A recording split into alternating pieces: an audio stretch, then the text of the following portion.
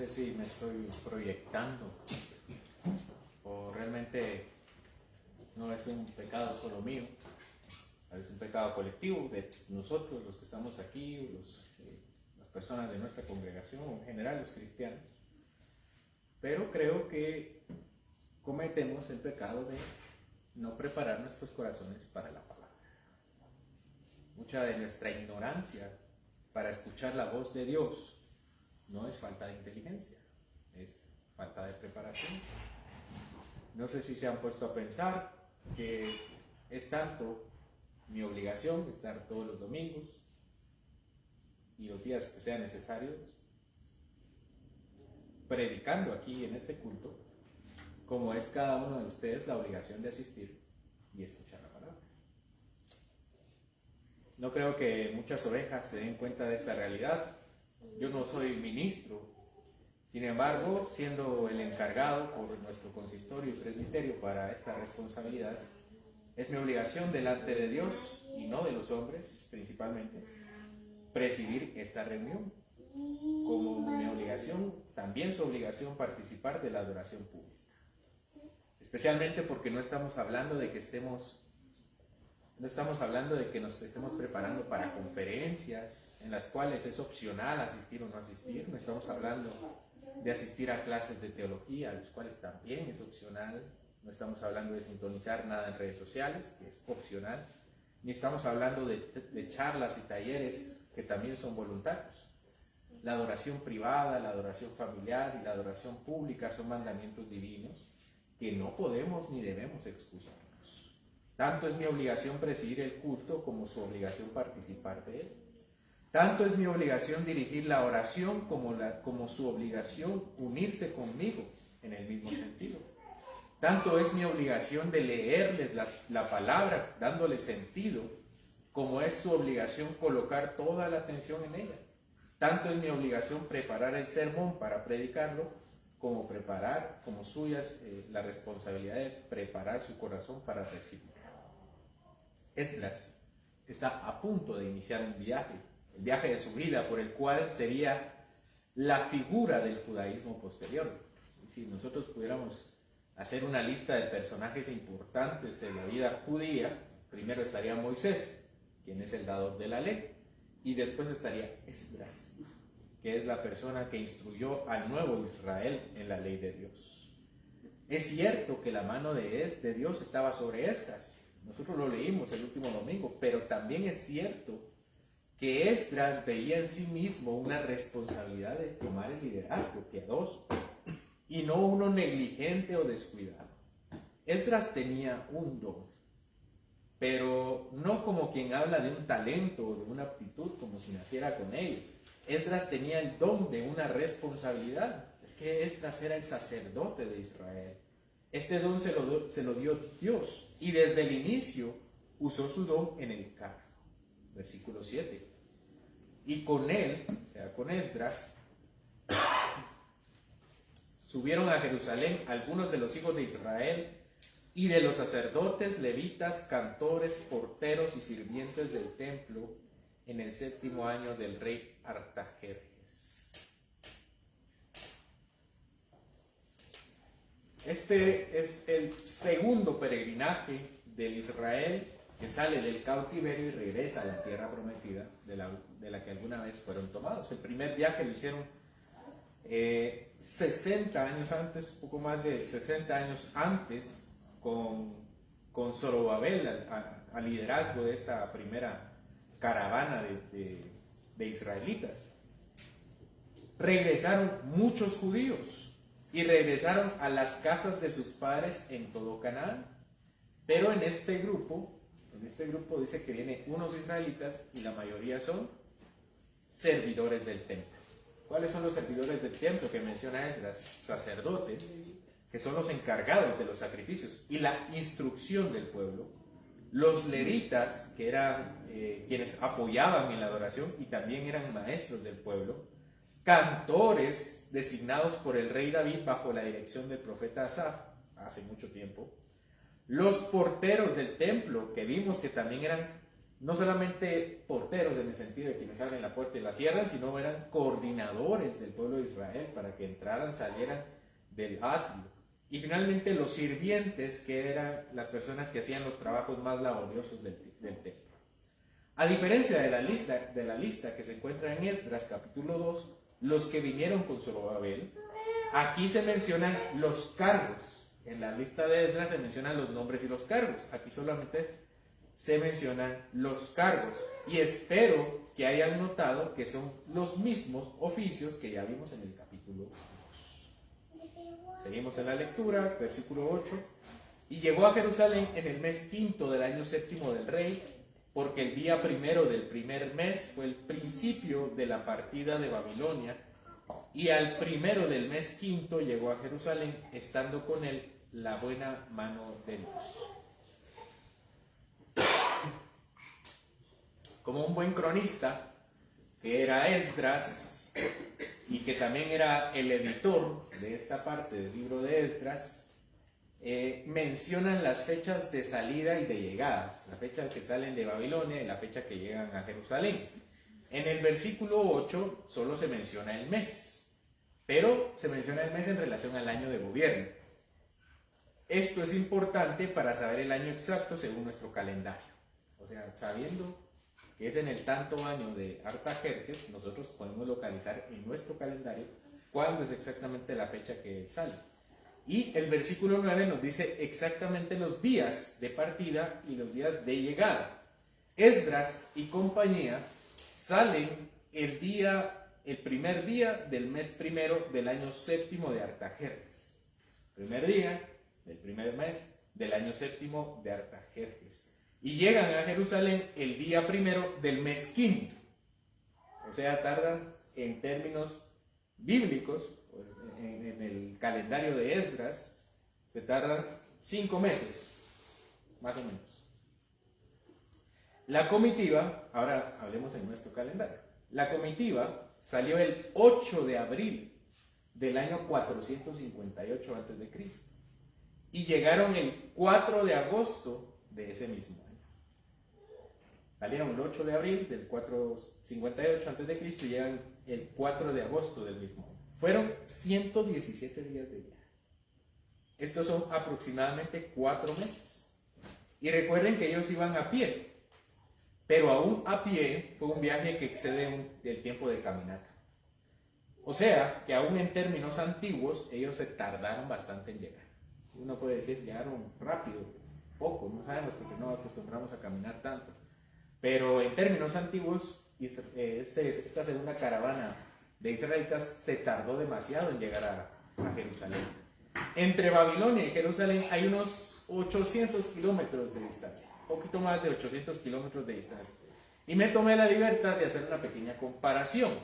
Este viaje es equivalente en distancia a viajar desde Tacaná, San Marcos, hasta la ciudad de Guatemala y después a Tikal, en pequeño, por carretera. Sí, o sea, siguiendo la carretera, más o menos esos es los kilómetros que tardaron los israelitas, bueno, el supuesto camino que debía tomar Israel hasta Babilonia.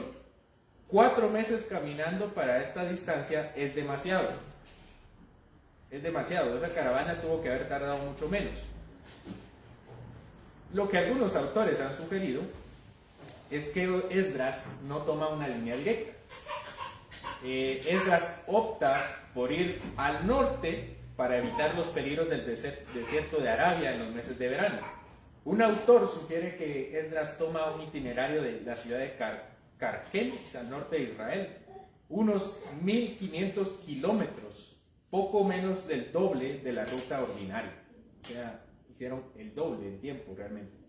Justo en los meses descritos de verano, solo les hubiera permitido viajar por la mañana y por la tarde para evitar el calor.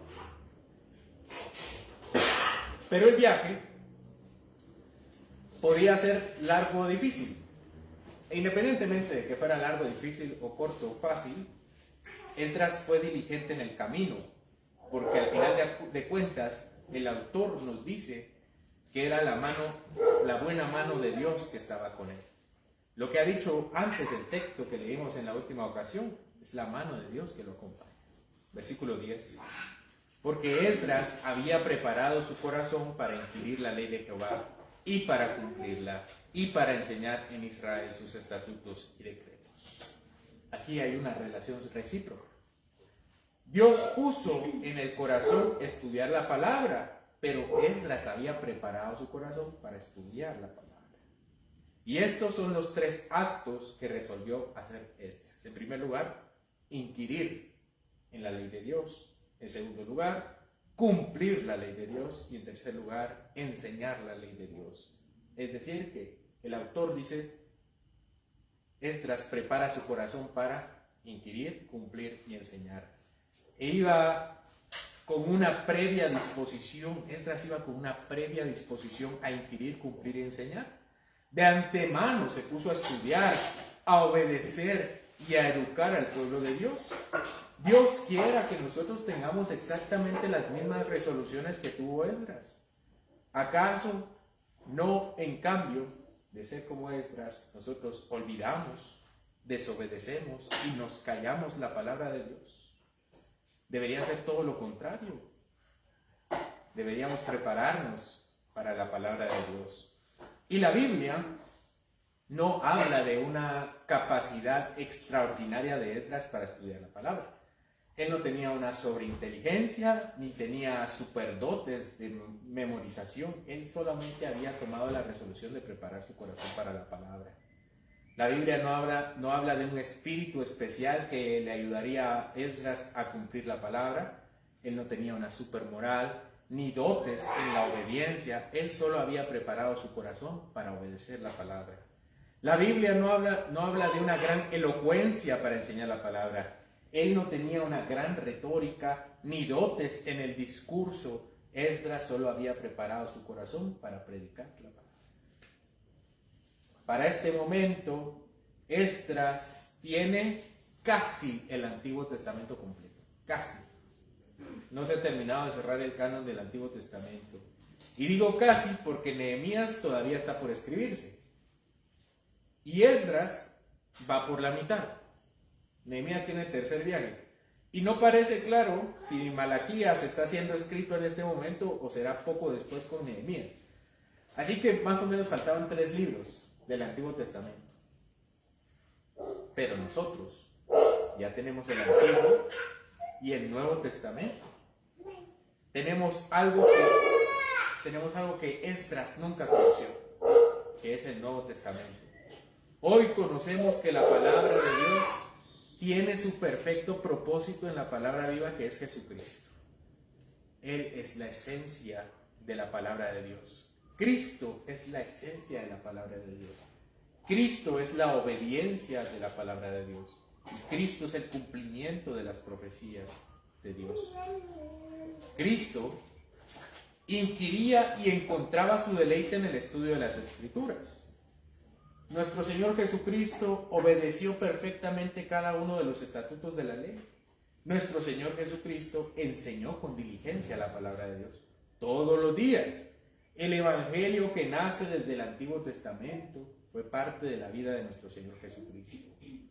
Nosotros deberíamos entonces tener más razones para inquirir, cumplir y enseñar las Sagradas Escrituras, porque ya conocemos el pleno propósito de ellas.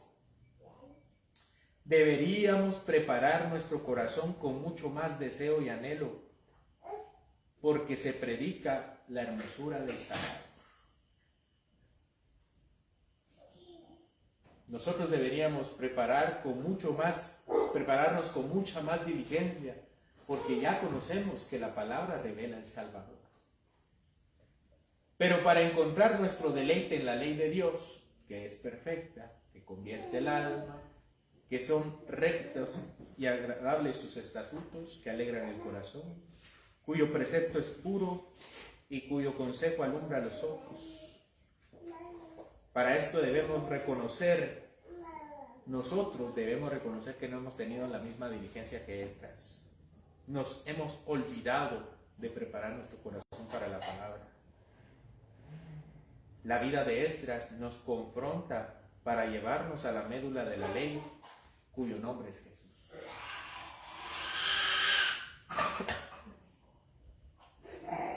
si desde este púlpito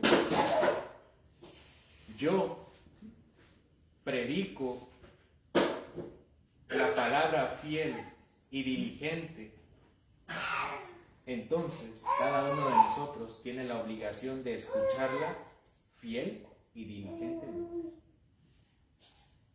Si desde acá se predica la verdad, nosotros deberíamos escuchar con atención esta verdad. Si hemos confiado en Cristo para salvación, tenemos su Espíritu, que sí nos da esa capacidad extraordinaria para apreciar a Dios en la gloria de la palabra. Es decir, que preparar nuestro corazón es ser lo suficientemente diligente para obedecerla, para estudiarla y para enseñarla. Reconozcamos que no siempre hemos sido de la misma forma diligentes. O cuando nos hemos preparado acerca de los textos que hemos de estudiar. Cuando hemos descansado con tiempo para poder escucharla sin ningún estorbo. O cuántas cosas no podríamos preparar para estar diligentemente dispuestos. No se necesita nada extraordinario, superinteligencia, una supermoral, una superretórica. Si tenemos pues su espíritu, deberíamos entonces escucharla con atención. Entonces, desde ahora en adelante, preparemos nuestro corazón para estudiar, obedecer y predicar las Escrituras, porque son las que enseñan de Cristo, el Salvador nuestro. Oremos, hermanos. Señor, te damos gracias porque tenemos la oportunidad de revisar la vida de Esdras para nuestro bien, porque nos apunta a un mejor Esdras, que es Jesucristo. Jesucristo nos recuerda que somos pecadores y que cuanto más deberíamos estudiar la palabra para conocerlo a Él, tanto más la olvidamos, la desobedecemos y no estamos dispuestos a compartirla.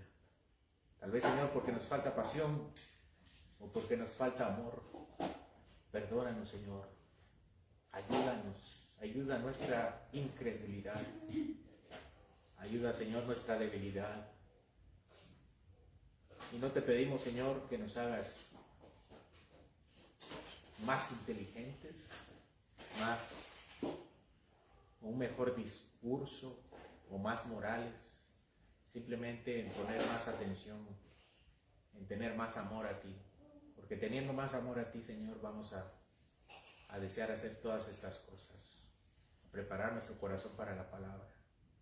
Te pido, Señor, que cada uno de nosotros tome este texto, tan corto como es, para que así de simple también sea importante en nuestra vida.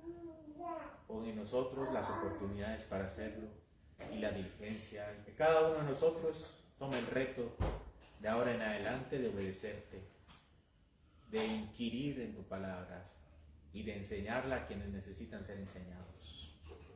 También nosotros, ayúdanos a tener esa misma diligencia. Gracias, Padre, porque hemos tenido esta palabra por la noche.